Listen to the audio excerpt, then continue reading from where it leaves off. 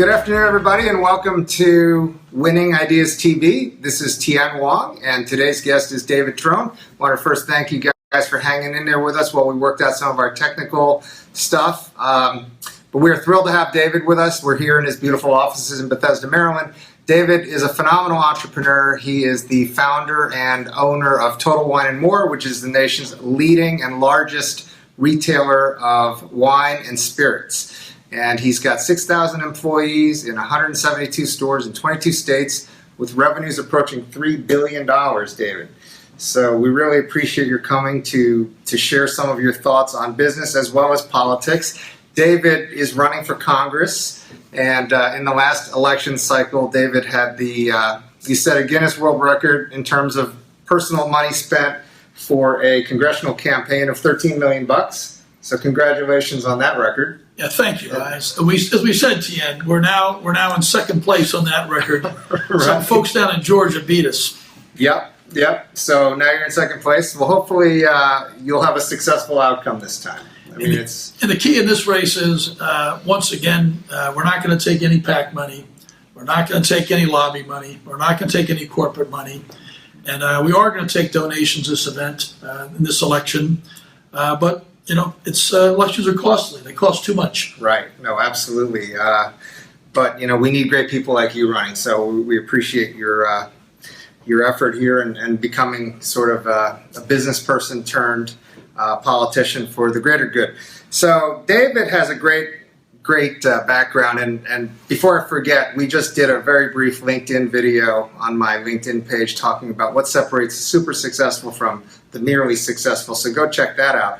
But I wanted to start off with a little bit about your background. You're incredibly successful. You grew up on a family farm in Pennsylvania, which was a failing family farm, far from successful.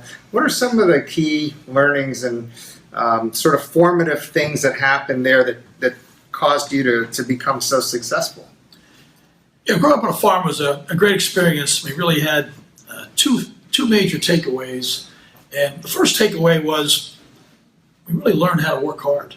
And while as trite and simple as that sounds, if you're going to outwork everybody else, there's a good chance you're going to end up on top. That farm, we ran our egg processing plant 13 shifts a week at its peak. So when you double shift 6 days and Sunday one shift, you're putting in a lot of hours. We punched the time clock, $1.80 an hour to start. And that work ethic has contributed to success today. And the second piece is willingness to take risk and be entrepreneurial. And my dad was a great entrepreneur. He tried a lot of different things. Some didn't work out, some did. But the willingness to go out there and put yourself out there, that's really helped us in business. Yeah, and I have a third takeaway from our prior interview at CONNECTpreneur, which is fiscal responsibility and fiscal discipline. And you're running a nearly debt-free company right now, $3 billion in revenue. Did some of the challenges you faced financially growing up affect how you approached capital structure? Yeah, keeping your debt low has always been something very important for the company. And at the farm, that was a problem. And the debt got too high. My dad drank a little too much. And that led to the farm's failure and eventually bankruptcy. And it's really a searing experience when someone comes in and they take your home. That makes you say, whoa, we're going to have to really have some fiscal discipline to make sure we get it right. And we've worked to do that and been successful. So one thing I was wondering about, because you're so innovative and so disruptive, and your team and your company has been a true disruptor in your space, is how do you take the lessons of growing up in your family business, and I know you went to Wharton, you got your MBA there, but they don't teach disruption in business school. How did you become sort of this disruptive CEO, and what are you doing to keep the fire stoked of your team? Because your team is constantly thinking about how to do things, better and different. The real key there is having a unending focus on what's important to be successful, and what's really important is the customer. So again, that sounds simple, but it's not. It's 100 different touch points, and we've got to keep all teams across the country driven, not to get up in the morning to figure out how to make a dollar, but to get up in the morning and how to make a better customer experience. And if our stores can be truly experiential, and we can be omni-channel, so they can buy it from e-commerce or brick and mortar, either way, brick or click, that's the kind of experience they want. But also, we've got to empower our people, because we've got the right culture, the right team. They're going to have their ideas, and they're going to keep that same focus on the customer over and over. And that duality of the customer and the team works. Yeah, I mean, you talk about your team, you talk about culture. I know you're passionate about education, training, workforce. You're also great about educating your consumers, your customers.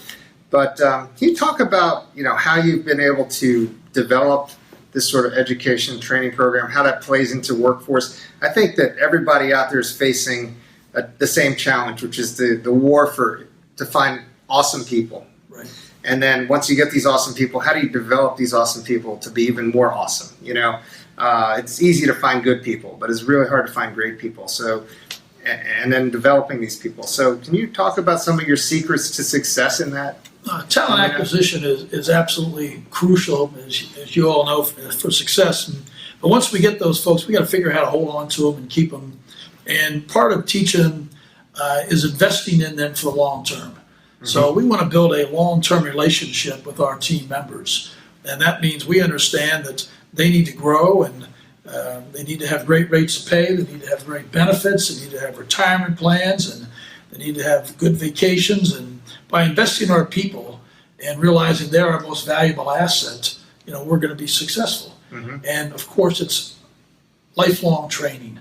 I'm a lifelong learner like you are, and that's really, really important for our people to realize that they're going to keep getting better and better and better. And the more we can give them training on leadership, training about our products, mm-hmm. training about how to sell, and training on new technologies, the more successful we'll be. Yeah, so you're investing heavily in these things. It's always thinking long term. If we just want to think short term, we've never have gotten to $2 billion to $3 billion, doubling every 5 years. Right. Because that's a short term perspective.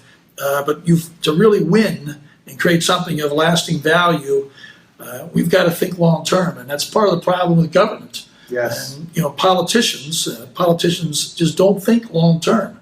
They're thinking about today. They're thinking about this election, when they should be thinking about their children and their children's children, and how can they make the education system better? How can we do better medical research? How can we attack the plague of opioids? Mm-hmm. And those are all long-term investments, but have huge yields.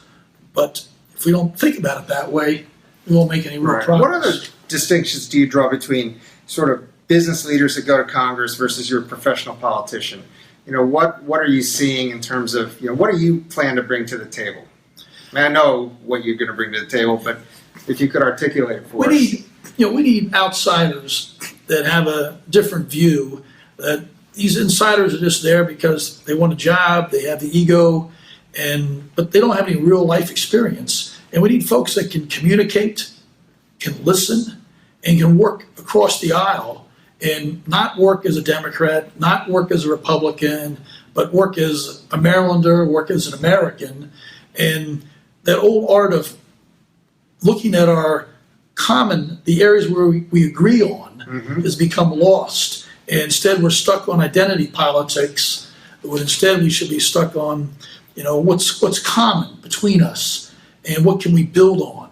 And there's so much that America can build on, but right now it's completely dysfunctional. Right. No, it really is. I mean, we have a lot of small business owners and entrepreneurs watching. What kinds of opportunities do you see over the next, say, 10 years or so for them? Well, a lot of times we have to realize that, I read a stat the other day, it said 65% of the jobs are new jobs that don't even exist now for us folks that are in school. So if you're in school now through college, 65% don't even exist. So we've got to look at different ways to prepare our people, and some folks want a 4-year college. Mm-hmm. We need free community college. We need invest in vocational schools. Do we have great programmers and plumbers and electricians and mechanics? And so we've got to invest more in education. Education, again, it's long-term thinking. Right. It's not immediate payback. But it's insurance against becoming obsolete personally, right? For my career. Absolutely. Yeah. It's invested in yourself. Mm-hmm. And you can see Maryland, here in Maryland, we have this phenomenal educated workforce. Yeah. We've got all these government, NIH, FDA, all these great government groups here. And yet at the same time, we're ranked 42nd or 43rd in being business friendly. And we've got to figure out how to move Maryland to say, we want business because, to be for jobs, you have to be for employers. Yeah, and we have that's to help, right. We have to help our employers to be successful, and then everybody successful together as a team. Yeah, I love it.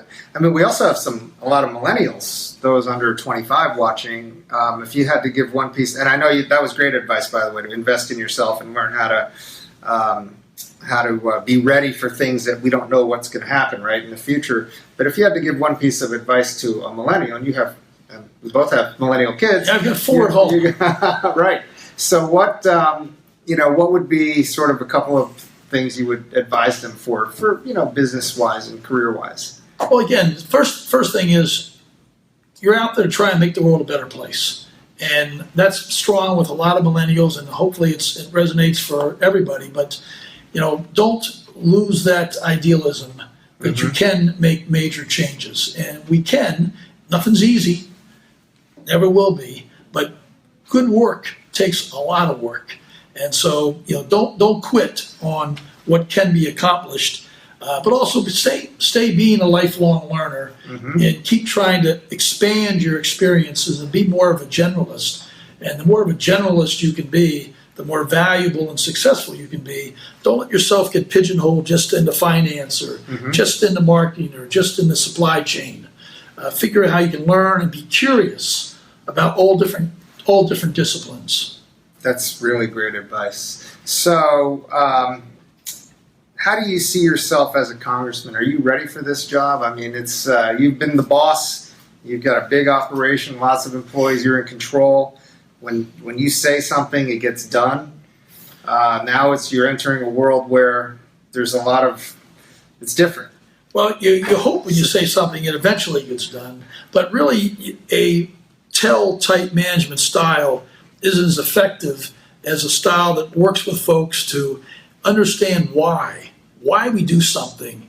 And when people understand the why behind it, then they're part of it. It's they're committed to make it happen and change. So great leaders are going to be much more focused on not a do as I tell you, but instead understanding the problem and understanding the solutions. And that means working with others. Yes. And I think in Congress, there'll be opportunities, hopefully with moderates, Republicans, and Democrats working as Americans, not just trying to build one brand. Right. And that divisiveness we have now, where it's one brand, the Democratic brand against the Republican brand, that's a loser strategy. Yeah, I couldn't agree more. Yeah, we should be figuring out how to make the pie bigger, not slice Put it America up. first. Put the country first. Totally. And our interests. Yeah, the country and what's right for everybody, and that means moving toward the middle. Realizing communication, compromise, working with others, and those are skills that a business person absolutely has to have. Real to be deal successful. making. Yeah, that's real deal making. Unlike the deal making we have now. All right. So if folks want to get involved with the campaign or support you in some way or volunteer, how can they do that? Yeah, check out the website, davidtrone.com, and we're looking for volunteers all the time. And we're not in this. I don't need a job. We're in this because we want to make a difference, and we want to move the needle, whether it's opioids or it's medical research or it's criminal justice, and of course education and job creation for better jobs in cyber, Right. jobs in bio and life sciences, etc. That's fantastic, Dave. I wish you the very best. Really appreciate you spending some time with us. I know how busy you are, and I think we Congress could use a lot more people like yourself in there, so we can move things forward without having to deal with partisan politics.